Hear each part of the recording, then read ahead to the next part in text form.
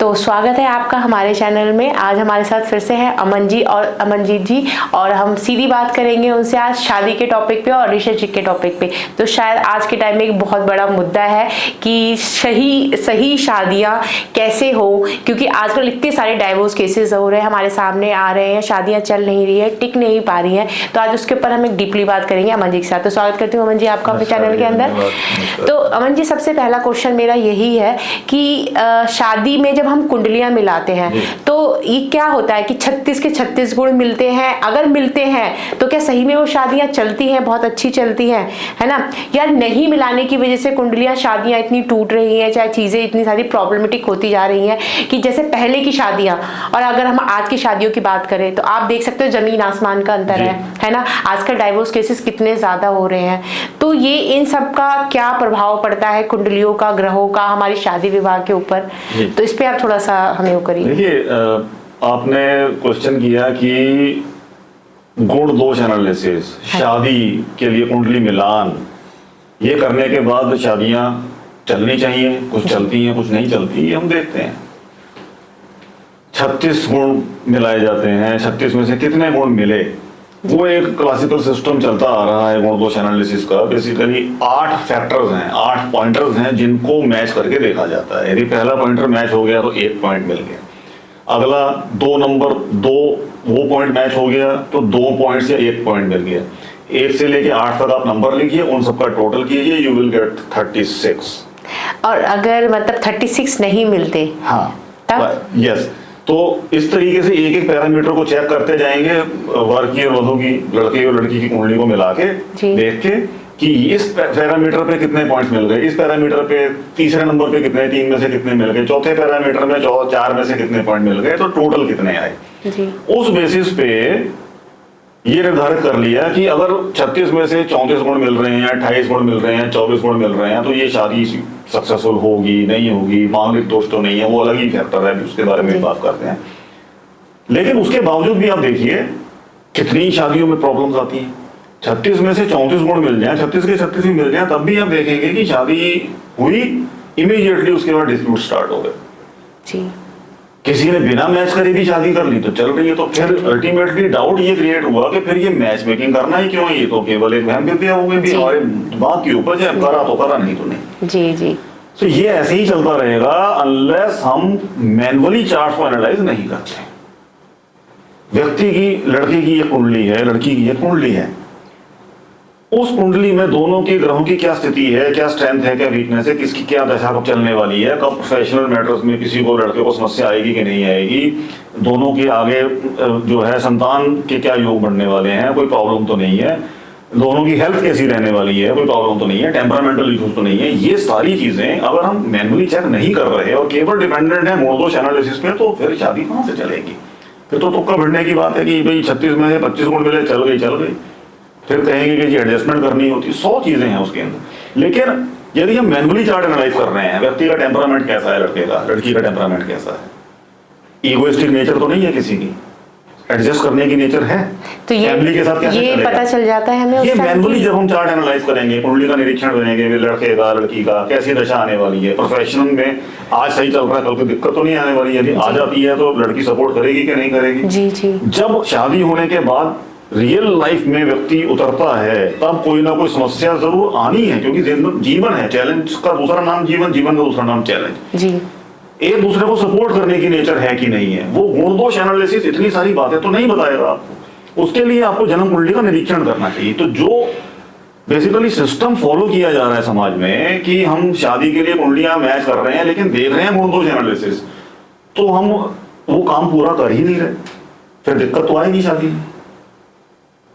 जहां पे हॉरोस्कोप को मैनुअली मैच कर लिया जाए, दोनों के टेम्परामेंटल इश्यूज तो नहीं है, सेक्सुअल कॉम्पेटिबिलिटी है कि नहीं है, एक दूसरे को सपोर्ट करेंगे कि नहीं करेंगे, प्रोफेशनली कितना ग्रो करेंगे, उनकी स्पिरिचुअल डेवलपमेंट होनी है कि नहीं होनी है, बच्चों के एरियाज में कोई प्रॉब्लम तो नहीं है, परिवार के बाकी लोगों के सदस्यों के साथ उनका कैसा व्यवहार रहने वाला है, वो एनालिसिस के बाद अगर हम निष्कर्ष निकालते हैं कि हाँ ये चार्ट मैच करता है और वो शादी हो जाती है, चाहे उस केस में गुण दोष एनालिसिस 15 गुण 12 गुण ही क्यों ना दिखाते हैं, शादी सक्सेसफुल होगी। जहां पे 36 में से 34-35 गुण भी मिल रहे हो और ये कॉम्पेटिबिलिटी ना हो, तो गुण दोष के बाद भी शादी नहीं चलेगी। तो ये कंपेटिबिलिटी कैसे पता चलती है? दोनों की कुंडलियां चाहिए होती है, दोनों को मैनुअली कुंडली चाहिए, दोनों की कुंडली को मैनुअली एनालाइज किया जाए, आइडेंटिफाई किया जाए strengths and weaknesses of both the natives, then we can find a conclusion कि हाँ इसमें ये स्ट्रेंथ है, ये लड़के की पॉजिटिव्स हैं, ये नेगेटिव्स हैं, ये लड़की की पॉजिटिव्स हैं, ये नेगेटिव्स हैं, ये आने वाली दशाएं हैं, ये आने वाला समय इस तरीके का है, सपोर्टिव है नहीं है, फिर वो मैच करके वो सक्सेसफुल होता है। केवल गुण दोष एनालिसिस नहीं उतना सहायता करता हमारा। और ये एक होता है कि मांगलिक जो होता है, ये चीज क्या होती है, ये मुझे थोड़ा सा आप तो जब गुण दोष एनालिसिस करते हैं तब ये भी देख लेते हैं भी लड़का मांगलिक है लड़की मांगलिक है, कर दो, लड़का मांगलिक है लड़की मांगलिक नहीं है तो मत करो, या वैसे मतलब दोनों का मांगलिक होना जरूरी है। ये गुण दोष एनालिसिस में देखा जाता है। This is not the right concept actually. मांगलिक एक तरीके से समझ लीजिए, जिस तरीके से देखा जाता है कि व्यक्ति मांगलिक है, यानी पहले घर में कुंडली में मांगलिक, कई हम 12 भावों की बात करते हैं, पहले भाव में मंगल हो, चौथे में, सातवें में, 8वें, 12वें में, तो व्यक्ति मांगलिक माना जाता है। उस हिसाब से तो 50% ऑफ द पॉपुलेशन इज मांगलिक, कि मंगल का दुष्प्रभाव होगा। लेकिन यदि कुंडली में मंगल शुभ फलदायी है व्यक्ति के लिए, जरूरी नहीं कि वो खराब फल दे। एक व्यक्ति मांगलिक है, दूसरा व्यक्ति मांगलिक नहीं है, लेकिन अगर मैनुअल कंपैटिबिलिटी है, शादी में कोई प्रॉब्लम नहीं आएगी। जनरलाइज जितना हम चीजों को करेंगे उतनी ही समाज में दिक्कत बढ़ेगी। तो मांगलिक कॉन्सेप्ट तो मिसलीडिंग कॉन्सेप्ट एक बन गया कि जी मांगलिक है तो ये पूजा करवा लीजिए। ये बहुत ज्यादा है, ये मांगलिक है तो ये इस तरह की पूजा होगी, या शादी से पहले उसकी किसी पेड़ से पूजा करवाई जाएगी, चाहे कोई चीज शादी करवाई जाएगी। जितनी बातें हैं ये व्यक्तियों को, लोगों को उलझाने के लिए ही मैं कहूंगा कि किसी तरह से बन गई हैं और लोग उसमें उलझे रह रहे हैं। इसी वजह से एस्ट्रोलॉजी को भी बैड नेम मिलता है। जरूरी नहीं कि मंगल हर किसी को नुकसान दे। उस कुंडली में मंगल शुभ फलदायी यदि है तो वो नुकसान नहीं देगा। किस कुंडली में शुभ फलदायी है, किस कुंडली में नहीं है, आइडेंटिफाई किया जा सकता है। रादर लड़के की कुंडली में मंगल अशुभ हो, लड़की की कुंडली में अशुभ ना हो, तब भी अगर वो मैनुअली मैच कर रही है तो मांगलिक का कोई वहां पे स्कोप रह नहीं जाता। इसीलिए कुंडलियों का मैनुअल एनालिसिस बहुत जरूरी है। गुण दोष एनालिसिस और मांगलिक, इन चीजों में यदि हम उलझे रहेंगे तो फिर हम सही निष्कर्ष नहीं निकाल सकते शादी को लेके, मैच मेकिंग को लेके। तब उस केस में रिलेशनशिप इश्यूज खत्म नहीं होंगे। तो आप मानते हैं कि मतलब शादी से पहले दोनों का मैनुअली कुंडली मिलाना बहुत जरूरी है। चाहे उनके गुण मिले ना मिले, लेकिन वो मैनुअली मैच होना बहुत जरूरी है उनका। ओके और ये आजकल जो करंट जो सिचुएशन बनी हुई है अमन जी, है ना, मोस्टली अगर हम देखें लड़के लड़कियां लिविंग में रहते हैं, रिलेशनशिप्स में हैं बहुत सारे लड़के लड़कियां, और वो अपने ऐसे ऐसे क्वेश्चंस ले लेके, आपके पास भी ऐसे क्वेश्चंस बहुत सारे आप खुद ही बता दीजिए फिर इस क्वेश्चंस के ऊपर थोड़ा सा जोर डालिए कि ये किस तरह के क्वेश्चंस ऐसे आपके पास आते हैं इसमें आजकल। हाँ, स्पेसिफिक एज ग्रुप से आते हैं। ओके कि हमारी रिलेशनशिप बहुत अच्छी चल रही थी, there is an involvement from third person and now she has blocked me. वो मुझे अनब्लॉक कैसे करे, उसका कुछ इलाज कीजिए, कुछ उपाय बताइए, कोई वशीकरण का तरीका बताइए। सो मैं थक गया हूँ लोगों को समझाते समझाते कि वशीकरण के चक्कर में मत। तो आप ये वशीकरण वगैरह भी कराते हैं? जी बिल्कुल नहीं, बिल्कुल नहीं, मैं इस चीज के फेवर में नहीं हूँ।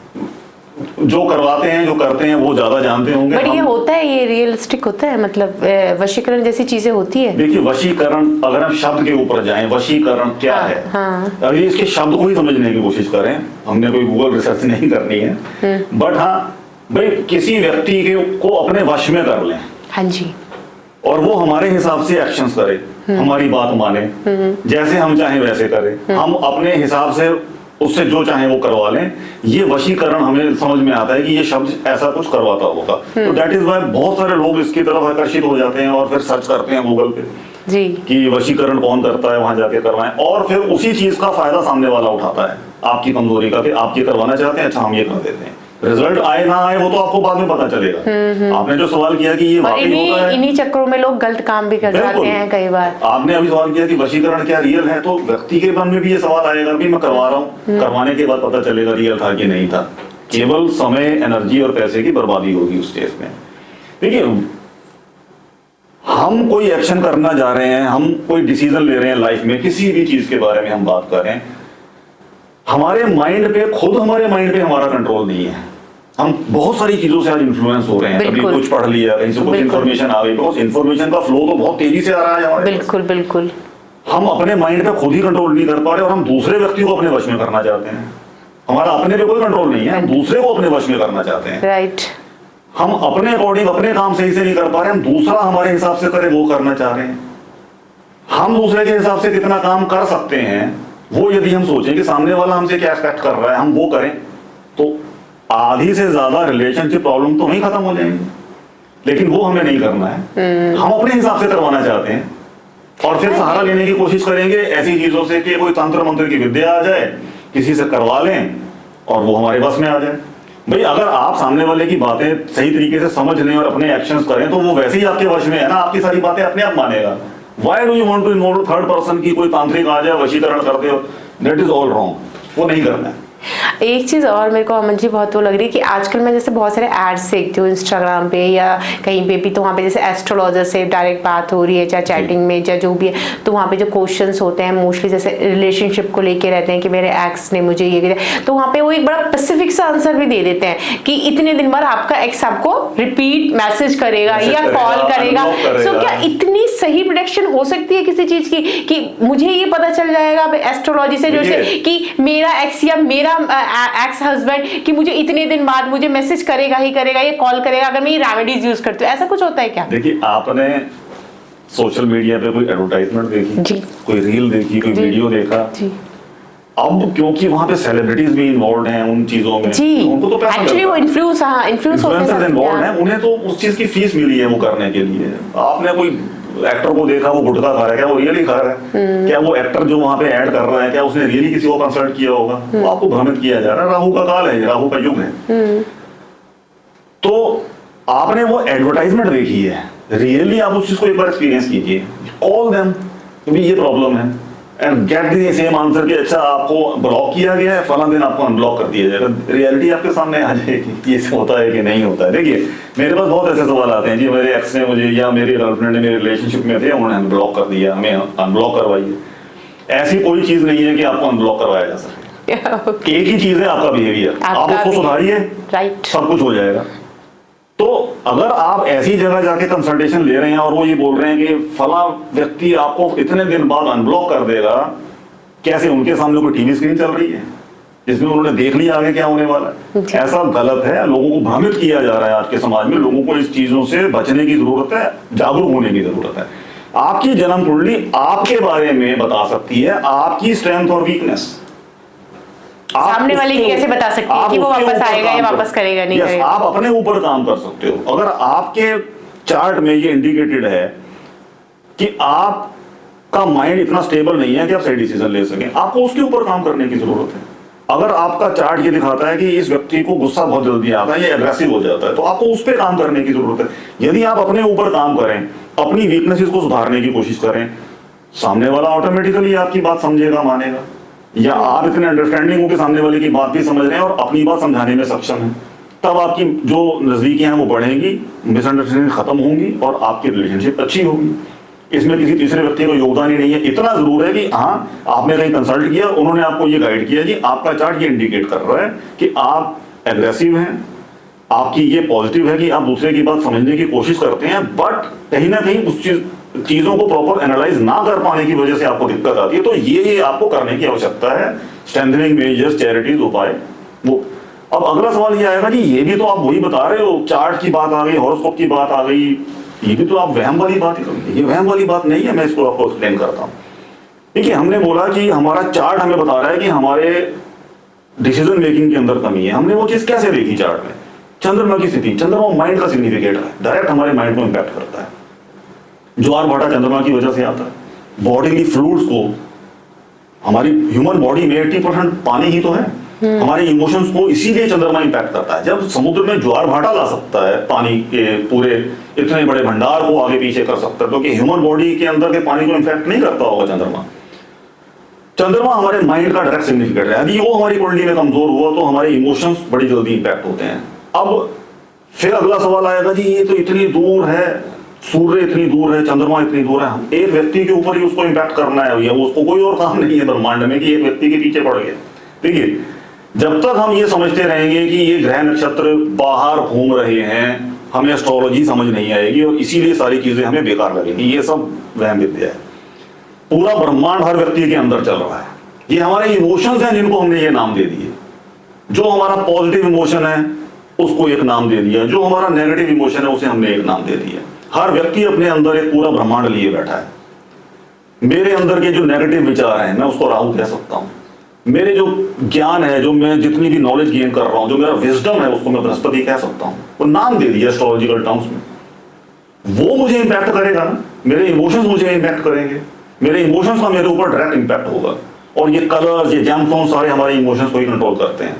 हमारे अंदर के ब्रह्मांड को, हमारे अंदर के चंद्रमा को, हमारे अंदर के बृहस्पति को पावर देते हैं, जो हमारे नेगेटिव थॉट्स हैं उन्हें सप्रेस करने की कोशिश करते हैं। और हमारे बिहेवियर में जब वो चीजें बदल के आती हैं, लोगों के साथ, हमारे काम में, हमारा फ्यूचर अपने आप चेंज हो जाता है। तो रिलेशनशिप इश्यूज की यदि बात करते हैं, दूसरे व्यक्ति को कैसे मुझे चेंज करना है, अपने बिहेवियर से चेंज हो के मैं व्यक्ति को चेंज कर सकता हूं, अपनी बात समझा सकता हूं। और ये चीज रेसिप्रोकल है, दूसरी तरफ से भी यही चीज होनी जरूरी है। So if you are consulting someone, ये कंसल्ट करने की कोशिश कीजिए, ये पता करने की कोशिश कीजिए कि भाई मेरे प्लस और माइनस क्या है, मेरे स्ट्रेंथ वीकनेस क्या है, कहां मुझे काम करने की जरूरत है। रिलेशनशिप प्रॉब्लम अपने आप खत्म हो जाएंगे। लेकिन वशीकरण करवा लें, दूसरे को अपने वश में कर लें, अपने पे काम करना है। एक चीज़ और थी मेरे को जो बहुत ज़्यादा मतलब कंफ्यूज करती है कि मैंने बहुत सारे ऐसे एड्स देखे एक्टर्स के एंड और भी कई सारे उनके बड़े बड़े इन्फ्लुएंसर्स और लीडर्स के एक्चुअली, कि उनका जो होता है कि सरनेम का कोई अक्षर चेंज करके या सरनेम चेंज करने से उनके उसको बहुत फ़ायदा मिला, उनकी पूरी लाइफ चेंज हो गई, उनकी पूरी पर्सनैलिटी चेंज हो गई। तो क्या ऐसा कुछ होता है कि सपोज मेरे नाम का कोई अक्षर ही मेरे लिए वो बन रहा है और उसको चेंज करके, क्योंकि ये मुझे बहुत की मतलब ऐसा भी हो सकता है क्या? देखिए, वो न्यूमरोलॉजी जब लोग करते हैं तो न्यूमरोलॉजी में क्या होता है कि दो तरीके से वो नंबर्स निकालते हैं कैलकुलेट करके, कि डेट ऑफ बर्थ के अकॉर्डिंगली नंबर कैलकुलेट हो गया सबका टोटल करके, और नाम के अक्षरों से नंबर निकल आया जी। और वो नंबर आपके लिए फेवरेबल है कि नहीं है, आपके डेट ऑफ बर्थ से मैच करता है नाम का नंबर की नहीं, तो फिर उसमें थोड़ा बहुत फेरबदल करके वो नंबर चेंज कर देते हैं कि कहीं पे एक अल्फाबेट ऐड कर दिया या एक अल्फाबेट कम कर लिया, कहीं पे एक ए ऐड कर दिया तो नंबर 1 ऐड हो गया, कहीं से हमने मान लीजिए कि सी हटा दिया या कुछ हटा दिया, 3 घटा दिया। तो नंबर की मैनिपुलेशन है और उसको एक ऑप्टिमाइज करने की, सिंक्रोनाइज करने की कोशिश है। ये न्यूमरोलॉजी का कॉन्सेप्ट है। तो ये काम करता है, डेफिनेटली करता है। लेकिन जो हम बात कर रहे हैं कि जो हमने देखा, जो एडवर्टाइजमेंट हमने देखी, जिस सेलिब्रिटी को या जिस इन्फ्लुएंसर को हमने देखा कि जी हमने ये चेंज किया था इसलिए ये फर्क पड़ा, वो जनता अपना जजमेंट लगाएगी कि कितना सही हो, that just an advertisement. But हाँ, कुछ लेवल तक, कुछ हद तक ये चीजें काम कर सकती हैं। But again we have to look at the horoscope, वो देखना बहुत जरूरी है कि वहां से हमारी स्ट्रेंथ और वीकनेस क्या आ रही है। हमने अल्फाबेट निकाला, नंबर निकाला, हमने चेंजेस कर लिए, वो ऊपर की चीज है, सुपरफिशियल है, काम कर सकती है। बट हमने जब तक अपने ऊपर काम नहीं किया तो हम कॉन्फिडेंट नहीं हो सकते कि हमारी लाइफ में कुछ चेंजेस आएंगे कि नहीं आएंगे। यदि हम अपने पे काम करेंगे, अब मैं चाहता हूं कि मैं वकील बन जाऊं तो मुझे वकालत पढ़नी पड़ेगी, कुछ करना पड़ेगा। किसे? मुझे। राइट। मैं चाहता हूं कि मेरे काम में तरक्की हो जाए, उसके लिए उससे रिलेटेड जितनी एक्टिविटीज हैं उसकी स्ट्रेटेजी बना के मुझे काम करना पड़ेगा। किसे करना पड़ेगा? मुझे। राइट। कुछ करना पड़ेगा। किसे करना पड़ेगा? मुझे। और क्या? कुछ करना पड़ेगा। कुछ देर एक्शन इज नीडेड समझो। मैं प्लान बनाता रहूं तो कि ये हो जाएगा, ये हो जाएगा, इस तरीके से कर लेंगे। हमने प्लान बनाया, बहुत अच्छा, बट उस पर एक्ट भी तो करना पड़ेगा। किसे? हमें। तो हमें कुछ करना पड़ेगा अपने जीवन को सुधारने के लिए। वो सही डायरेक्शन हमें कैसे मिल सकती है? एस्ट्रोलॉजी हमें वहां गाइड कर सकती है। यस। और जैसे कि अब जैसे शादी हो गई, सपोज दैट 2 पर्सन्स की, नहीं मिलाई कुंडली है, नहीं मिली कुंडली है, जो भी है इन केस, या लव मैरिज हो गई, उसके बाद अगर जैसे प्रॉब्लम्स आती है दोनों की लाइफ में, मतलब ज़्यादा बड़ी नहीं चाहिए, छोटी छोटी प्रॉब्लम्स से कह रही हूँ, क्योंकि आजकल छोटी छोटी प्रॉब्लम्स में ही लोगों का डिवोर्स हो जा रहा है, ऐसे चीज़ें हो जा रही है बहुत सारा। क्योंकि आजकल जो है लोगों में एक होती है ना सहन शक्ति नहीं रही, पेशेंस नहीं है लोगों के अंदर, सहन शक्ति नहीं है उन चीज़ों की। तो उस सिचुएशन में हम क्या कर सकते हैं? मतलब हमें कुंडली दिखानी चाहिए उस सिचुएशन में? क्या हमारी कुंडलियां हेल्प कर सकती है हमारे उसको ठीक करने में या कुछ सुधार करने में या कुछ ऐसे टाइम में? जब तो शादी करने के समय मैच मेकिंग करवा ली जाए प्रॉपर तरीके से, तो तभी गाइडेंस मिल जाती है कि ये करने की जरूरत है, आप ऐसे ऐसे यदि करेंगे तो आपको समस्याएं नहीं आएंगी या कम आएंगी या मैनेज हो जाएंगी। जब शादी के समय मैच नहीं किया गया, किसी तरह से शादी हो गई जी, और फिर समस्या आ रही है तो उसके समाधान के लिए कुछ तो पता करना जरूरी है, कुछ तो देखना पड़ेगा कि भी किस व्यक्ति के बिहेवियर का ज्यादा इम्पैक्ट उस रिलेशनशिप पे पड़ रहा है। तो इसमें क्या दोनों की कुंडलियां दिखानी पड़ती हैं? दोनों की हस्बैंड वाइफ दोनों की इंपॉर्टेंट रहेगी। यस। अब कई बार क्या होता है कि हमारे पास केस आता है कि डिस्प्यूट इस लेवल तक बढ़ गया कि इकट्ठे रह ही नहीं रहे, या कोई ऐसा केस भी है कि भाई वाइफ की डिटेल अवेलेबल नहीं है और वो हमें देंगे भी नहीं और हम घरे रह रहे हैं और अब हम चाहते हैं कि जी बस अब तो बस सेपरेशन ही हो जाए किसी तरह से। तो ये बहुत तरीके की कॉम्प्लिकेशंस आगे फिर डेवलप हो जाती हैं, बट हर केस में एस्ट्रोलॉजी हमें गाइड करने में पूरी तरह से सक्षम है, हमें आंसर मिलते हैं। किस व्यक्ति के साथ कितने समय तक वो समस्या चलने वाली है वो दशा चार्ट हमें दिखाता है। उस व्यक्ति को क्या करने की आवश्यकता है, आगे आने वाले समय में क्या उनके साथ होने की संभावनाएं for what he is destined for, वो चीजें हम पता कर सकते हैं। और डिवोर्स होने की संभावना है कि नहीं है, या सेम रिलेशनशिप दोबारा कंटिन्यू हो सकती है with some changes in their lifestyle और इन देयर बिहेवियर, तो वो सब चीजें हम अकॉर्डिंगली फाइंड आउट करके व्यक्ति को गाइड कर सकते हैं। और फिर जो रिकमेंडेड रेमेडीज व्यक्ति को बताई जाए उनसे उनको जरूर हेल्प मिलती है। चाहे अगर ये दिख रहा हो कि भाई कोई संभावना ही नहीं है कि वो व्यक्ति अपना बिहेवियर चेंज करेगा, तो फिर सेपरेशन इज बेटर। फिर क्यों हमें अपनी जिंदगी नरक बनानी है, फिर अलग हो जाइए। बिल्कुल। तो वो सब गाइडेंस एस्ट्रोलॉजी हमें दे सकती है। यस। ये बहुत बहुत शुक्रिया। आज हमने बहुत सारी चीज़ें अमन जी से जानी, शादी के बारे में और रिलेशनशिप के बारे में, और मैं ये आशा करती हूँ कि आप लोगों की बहुत सारी प्रॉब्लम शॉर्ट आउट हो गई होगी, और जिनके साथ ये चीज़ें होने वाली है या शादियाँ करने वाले हैं तो वो ज़रूरी अपनी जन्म कुंडली दिखा के अपना मैच करवा के ही शादियाँ करें या किसी चीज़ को आगे बढ़ाएं। इसी के साथ आज का ये हम समाप्त करते हैं। धन्यवाद।